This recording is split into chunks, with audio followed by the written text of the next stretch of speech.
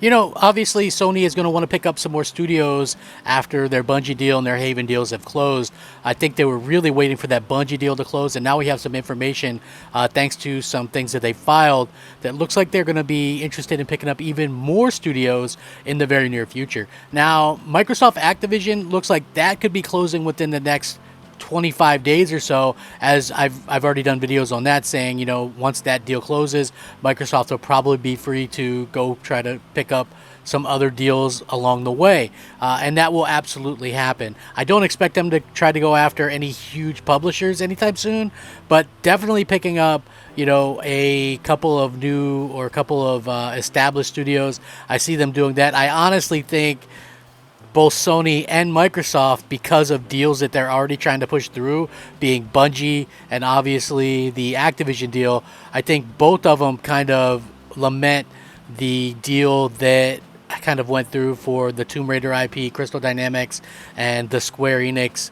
part of Square Enix that got sold off for basically peanuts. I mean, literal peanuts. Sony or Microsoft could have owned a ton of IP. Crystal Dynamics, who's already working on an Xbox exclusive, by the way. So that's a little bit of bad news for them. With that being said, we do have some cool stuff to talk about here, because it does sound like Sony is far from done when it comes to picking up studios. We know they picked up like an esports type situation, but they also have some other aspirations for even more studios. Now, we know once the Microsoft deal closes, I believe they have something along the lines of 35, 36 studios, something like that. I know some of the studios might have got folded into a Blizzard thing, but also I believe a new studio was just opened, so it maybe cancels it out. So it's somewhere in the realm of 35 studios, somewhere around there, 34, 35. Now, Sony, on the other hand, have significantly less studios, and both of these companies have these big, services that they want to push. PlayStation Plus, Game Pass. And for these services to go, regardless of what Sony says right now, they're going to need to really go out there and make sure that they have, games. Whether that be first party, whether it be a half a year from now, they're still going to need games to obviously be there and to be able to go into the service. So again, that's where these developers come into play, and we need to see more and more of these developers kind of come around to the idea of constantly putting out more content, because we're in content wars more so than console wars. Like, console wars are fun, they are, but I think the content is the most important thing. Now, this information right here, pretty new. I haven't seen anybody else reporting on it, so I guess kind of a scoop for me, but let's check it out. It's going to be good. So we know factually that Sony is going to go after more studios, because you know what? Hey, they've said they're going to go after more studios. So we do know that, and we also know that obviously they're going to be trying to get as many studios as they possibly can. It just makes sense. So according to this, it's been said multiple times that Sony's looking to keep expanding. As the acquisition of Bungie just closed, players should expect more to come, because, like I said, that's what we've been told. Now, a recent hire looks like they're continuing to gear up their legal team for more acquisitions. Sony picked up Gregory McCurdy to be the company's top antitrust and public policy lawyer. McCurdy's last job was leading a team at Uber, covering U.S. antitrust litigation and merger clearance processing. As aspect of his resume that makes him a well-targeted get, announcing the news on his LinkedIn profile, McCurdy said, "The world of video games is fascinating and will be a great new adventure for me. I know it a bit from my Microsoft days when Xbox launched to compete with PlayStation. Here's to new adventures." So PlayStation's most recent acquisition announcement was its intention to purchase esports technology company Repeat. It's not clear why, but it's clear that Sony wants to invest further in esports. So Sony has obviously gone after not only esports, but they're also going after what many people consider to be live services, right? The Bungie acquisition is a clear path of them going after live services, and we continue to see them, want to make that money. And you listen, you can't blame them, right? Like, honestly, if you look at what Sony's doing, they put out great single-player games, but at the same time, they want a piece of that pie, because we see that the single player games have a limited amount of money and income that they can actually generate in terms of percentage wise, and everybody wants to be able to go out there and have a big percentage, like the Fortnites make a ton of money.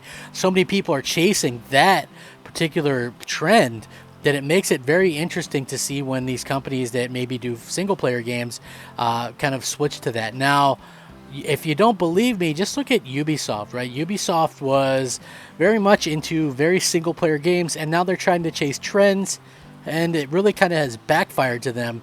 They've been struggling with it. They're trying to come out with that Skull and Bones games that looks terrible. Something about a Splinter Cell game that might be multiplayer. Everything that they put out has to have some kind of multiplayer or games as a service type situation to it. Now, for me personally, I don't think that every game needs that. I don't think that games as a service is like intentionally bad or is bad inherently. What I do think is that they do happen to have a situation where a lot of them launch in a state that's not complete. And you can look at Halo as a kind of an answer to that. Or listen, Halo maybe not as much. Halo launched in a pretty decent state in my opinion. I mean, yes, it was missing some stuff, but obviously the post-launch content. If you're making a service game, you have to, like, before I even launch the base game, I would make sure that I have the first year's worth of updates ready to go. Right? That way you're ahead of the game instead of rushing and trying to kill yourself with, all this type of, overtime and things like that. And we know that that type of stuff is not actually happening anymore in the video game world. That whole crunch thing is gone, it just is.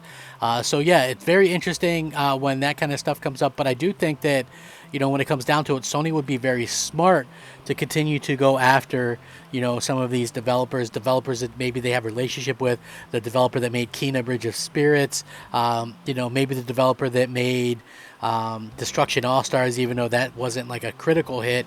It's not a terrible game. It's just a game that needed more content. Again, that's the crux of the live service games. They really need a little something extra there, a little oomph to get people kind of excited and to get people to stick around. Because, listen, this is what happens. You chase trends, and we see that trend chasing with Microsoft, and we see it with Sony. So obviously, when we see all of these different kind of aspects coming about, I think that it's pretty incredible that, again, gamers kind of get this, right? Gamers understand that games take time, and that some of these things honestly are going to happen because it's consolidation. As gamers, if you're a console gamer, you want Sony or Microsoft or Nintendo to pick up studios. You don't want Amazon, Google, Apple. You don't want these companies, Facebook, Meta, whatever.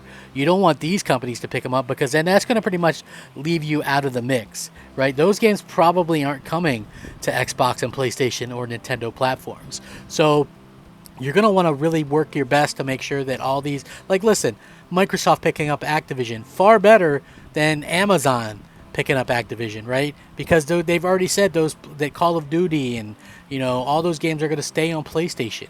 I think it's important to kind of keep that kind of mindset going forward. So with that being said, I'm going to link this article. You all can check it out. Let me know what you think. Do you guys want to see PlayStation pick up somebody important? Who would you like to see them grab? The Kena Bridge of Spirits developers? Let me know. Rack them up, fact them up, Crap Gamer them up. Crap Gamer out.